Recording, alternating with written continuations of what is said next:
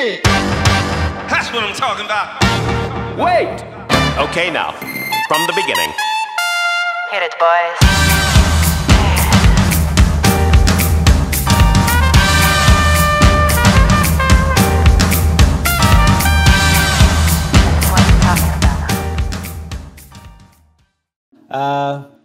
Welcome to Marketing and Heart. I'm sitting here with James Towers from 16K Agency. My name is Arndt Eriksson. I run my own agency. I do. You do. And today we're going to talk about customer service and should it be handled by marketers? The answer is yes. End of podcast. Okay, bye. There is more detail. There is more detail. Because we talked about this in the beginning of the week. Based on a situation that I had with a very, very shitty customer service experience. Should I just do it like now? You tell them. Yeah.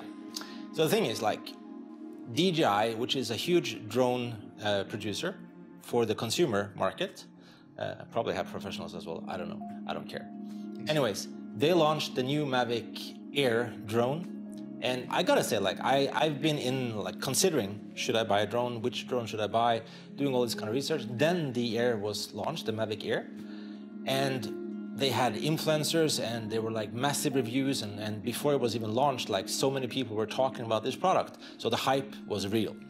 And I was like, I want this drone. Like, this is amazing. I want it, I want it, I want it. Went on the website to DJI the day of the launch, bought it, paid for it, and I was just like, yes, I'm so looking forward to this. Long story short, the drone was on the way to delivery. DHL called me. The drone is stolen from our car. They had notified DJI and everything's going to be taken care of by DJI.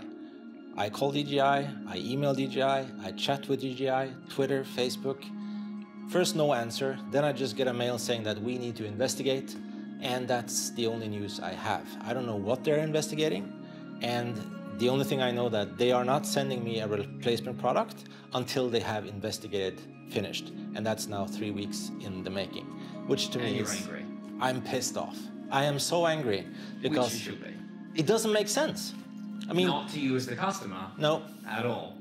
And it shouldn't make sense to the brand either. It shouldn't. Because, I mean, if you think about it, we as marketers are telling our clients, like, marketing, marketing, marketing. Market is going to lead to sales. Sales is going to lead to money in the bank. Excellent, perfect. And we need more money to pay us marketers. Exactly. Yeah. And we need to think about the customer journey, like what's the touch points and what's the steps and everything. Yeah. And I think, like, it's a brand experience, which we also are talking about. Like, what does this mean to the brand? And like, yeah, we're trying to build this holistic journey, this holistic experience, that what we want to be perceived is actually matching how we are perceived. Yeah. But it's fallen down in that case, in your case. In my case, yeah. You've seen the pretty pictures, the amazing content that they made, the great strategy that they built up front. This got you, engaged, and it got you intrigued, and you were, coming down their funnel. And when it came here, click to buy, it's going to be relaunched. You release now. Yeah. You bought that on launch, so you are like the gold star, perfect customer.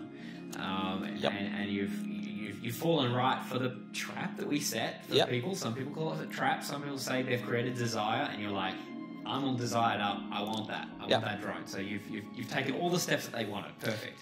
I followed all the AIDA. Exactly. Attention, interest, desire, action. Yeah. I did it. Perfect. Yeah. And then you've gone almost getting your drone, and then you've had an issue, and that's when it's just all fallen away. That experience that you were having was also good, and the way that that brand was perceived to you, or the way that you perceived that brand was, you knew how they were interacting with you and how they should interact with you if you were to ever actually call them and engage them. You were expecting the same experience, and it's just dropped far short. So that's definitely the problem. Yeah. Definitely.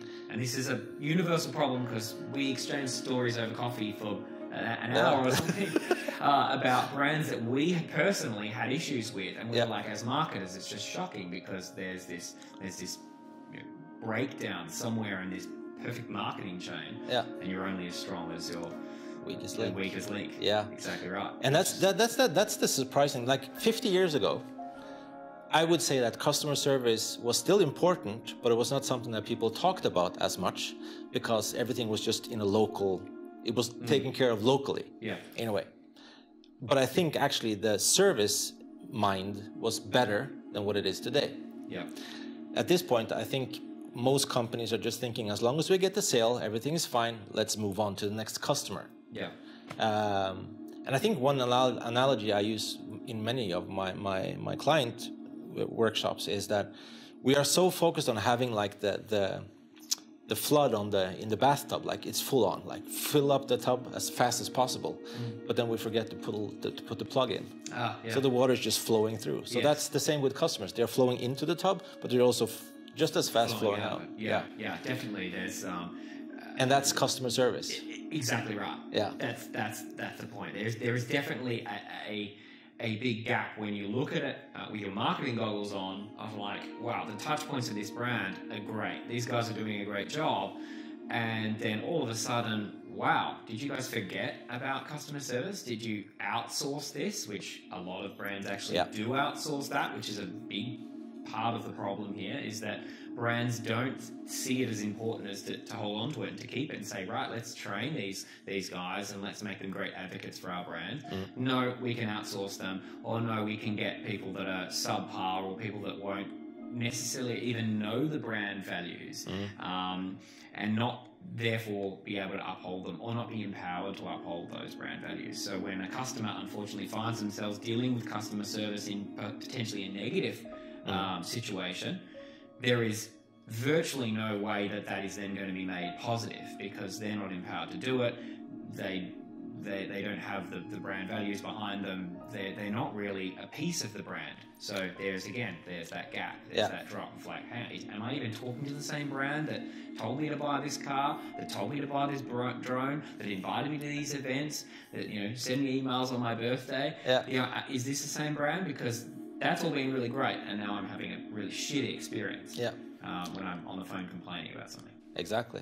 And then of course, like the another thing is like you were touching into, they are not part of the brand. They don't have the brand underneath their skin. They're not living and breathing the brand as marketers do, because they are in charge of like, we need to produce sales. It's KPIs, it's results, it's ROI. Like, what are we producing?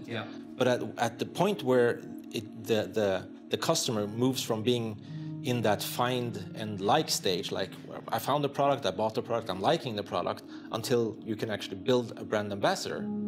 The love part is just like, we're done. It's over. I know. It's we're here today in Stockholm, so we nearly had to think where I was. But there's so many stores where we walk in at the moment, at least around this city, and in a lot of airports as well, and you see the, please rate how the experience was today as you walk in or walk out of the store. So they're making some thought, at least, about trying to make that experience better, but still it just goes wanting and it goes lacking in so many ways, because it's just not it's just not a smooth continuum of the way that you think that brand should talk, feel, act. They don't when you actually then get to talk to them. In person. And when it comes to those, like, I wonder how they actually use that data. Like when you have the thing that you can press the green button for a smiley or a red button because you're angry. Yes. What happens? I that's it. I mean, any brands out there want to let us know how they use that data. I imagine that it gets printed out in a big long sheet and it gets torn off with a man with a cigarette hanging out of his mouth, and he looks at it and he grunts and he just drops it in a bin, because not so much seems to change. Exactly. Because and that's also just a little microcosm there of an insight of like, well, what if someone is mashing the unhappy key? What's that telling the brand? Oh, we had a heap of unhappy customers today. It's not telling them why. What interactions made them unhappy? What was it? Was the store dirty? Did they have a bad experience? Was someone else yelling in the store? Was there a band playing outside which made them annoying? Did some other brand annoy them today and they're just in an annoyed mood? Or was it something that was said, what was said? Exactly. So I think that's probably not enough data. Or it's kind of like waste data. Exactly right. It doesn't give them anything. That's it. But then, of course, if you then twist it, okay, we identify the problems. And there are many. And there are many. What's the solution? Like, what kind of advice can we actually give brands? Yeah, well, I think that This is a fun part because I obviously everyone likes to talk about problems, as do we, and we are now. But not a lot of people like to give solutions. And I think that solutions to this problem, they're not crazy solutions. They're kind of common sense solutions. In some way, brands need to change their infrastructure to make this happen. But I think that there are a few really easy ones to put in there. I think number one, you've got to think brands need to empower their customer service representatives. And when I say empower, basically educate them on what the brand stands for and make them really golden advocates of the brand. And make them passionate about the brand and passionate about ensuring that every touch point of that brand is a great one. So instead of giving them potentially a sheet of, okay, here are our policies, study our store policy and make sure that no one gets a refund if it's after 30 days, no exceptions, and no, we'll never discount a damaged or faulty item if it's been worn or anything like that. Don't mark those out. Instead of giving rules, give sort of open guidelines and allow those people to think and train them better. Absolutely train them better. Give them more of an insight into how much it cost to get that customer in the first place. So there's a value. When there's someone speaking to you, everyone knows that what their lifetime value is. I mean, wouldn't that be powerful if the customer service team knew that your lifetime value on average is probably €2,000 or €3,000 for DGI? Treat them like that. Don't just treat them like a photo complaint. Because the customer service is like, if you have a product that is faulty, if you have something that needs to be repaired, or you want to upgrade it to something, like maybe you come to the realization you got for example, if I would have bought the Mavic Spark, I got it delivered, it's like, actually I want the Mavic Pro. It's better, it's bigger, blah, blah, blah, whatever. You went for the Pro, didn't you? I was planning on buying the Pro. Went for the Spark. I went for the Air, which is in between the Spark. Yeah, I know. Anyways, if I would have come to the point that I said like, well, I'd rather have the big one. So I haven't opened it, I haven't done anything about it. I just want to like give it back and then get the big one. Should be easy because that again is a customer that is interested in buying more. Yes. So make sure that that customer is happy for any price. If you see that this is like a lost cause, like we've tried to please the customer. He's coming in, he's angry, he's pissed off, he doesn't want the product, whatever. Of course, at some point you cannot please them anymore. I understand that. But I think in 99% of the cases, there's always something you can do to make them happy, which is going to make them be a recurring customer. They're going to be an ambassador talking about like this customer service was excellent, and they're going to make sure that you get maybe 1 or 2 or 3 more clients because you were so good at handling the customer afterwards. Correct. And I mean, that's what marketing is all about, like making sure you get the sale. Yes. I think that marketing really does break down in the end part. There's so much focus on, hey, did this campaign outperform last year's campaign? Are we winning Cannes Awards for this creativity? Are we engaging, in the latest buzzwords? Like, oh, we got our influencers firing for us, and are they making great content? And are we hitting those campaign KPIs at the front? And there's just not enough thought to, well, hang on, what are we doing back end? And maybe it's because it's harder to KPI customer delight at the back end. Maybe it's harder because customer delight is a sort of a longer game, and it might not show up in this year's campaign data where you've got, hey, we gave you $10 million to spend this year, and this is the sales you made. But what kind of delighted customers are then going to fall over into next year's campaign and buy the next drone rather than, I had a horrible experience and I'm never going to buy from DJI again. It doesn't matter how cool their next drone is. I know how bad they are to deal with, so I'm going to go and buy a different brand. So it's a dangerous game for marketers not to think about that back end or not to be involved in that customer process at the end, because they've paid so much to speak to that customer. And Bill Gates has said, the best example or the best case of having a client that is angry, it's your best chance to learn from them, and your best chance to obviously make that customer's day. They're there, they've come back to you again, they're in front of you. So you've paid for that conversation, and now they happen to be angry. Well, you've got a fantastic opportunity to make them a loyal customer for life. Yeah. Because you've got this, it's another opportunity. Yeah. And as marketers, we always turn problems to opportunities. They're coming to you with a problem, let's turn this into an opportunity of having an amazing, incredible, deep relationship, which we couldn't get just from selling them a product. Now they've got a problem, here's our opportunity to go even deeper. Yeah. And really surprise them. Yeah, that's why I think like customer service should be coached by marketers, and probably customer service should be given KPIs. Yeah. Not KPIs on how many calls did you answer, but KPIs on how many angry customers did you actually manage to convince to buy another product. Yeah. Because then it's like, I think the whole impression of brands, and a lot of brands, would just shift into something positive. Absolutely. And I think, I mean, key takeaways: never outsource your customer service. Nope. Try to embed marketers within your customer service, or pull customer service in with your marketing team. And that's the whole thing, really, of when you usually ring a brand and say, you know, I'm having a bad experience here, and you're not getting the response that you like, and you're emailing them and you're still not getting the response, then you think, well, you know what? Fuck it, I'm going to take it to social media and put it out there for everyone to see.